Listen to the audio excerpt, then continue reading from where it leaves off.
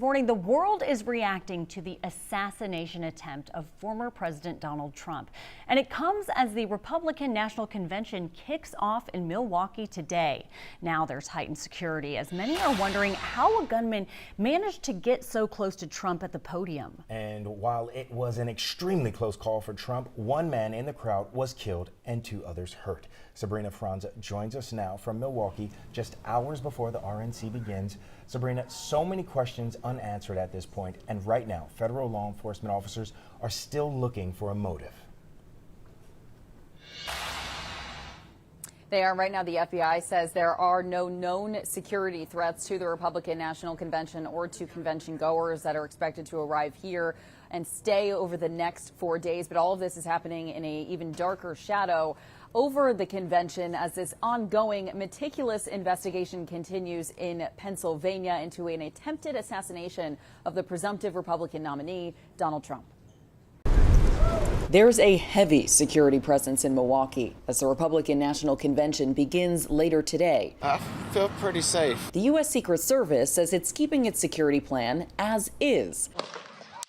Just 2 days after a gunman opened fire at former President Trump's rally in Butler, Pennsylvania. We have accounted for various security scenarios that may arise, and we are confident in the plan we have implemented. Former President Donald Trump arrived here in Milwaukee yesterday. In a newspaper interview, he said he plans to change his speech later in the week in light of the shooting. Trump also said had he not looked away from the crowd at the moment of the shooting, he may have been killed. During an Oval Office address, President Biden said he had a brief phone conversation with Trump after the shooting. We can't allow this violence to be normalized. You know, the political record in this country has gotten very heated.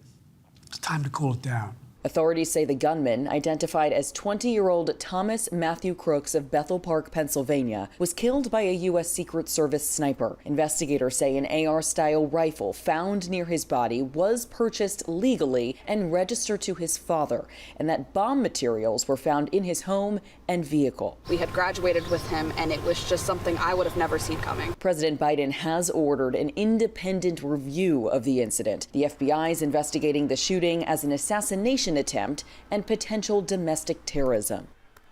All right, Sabrina, people are waiting to hear about Trump's pick for vice president. So who are the top contenders and when could this announcement happen?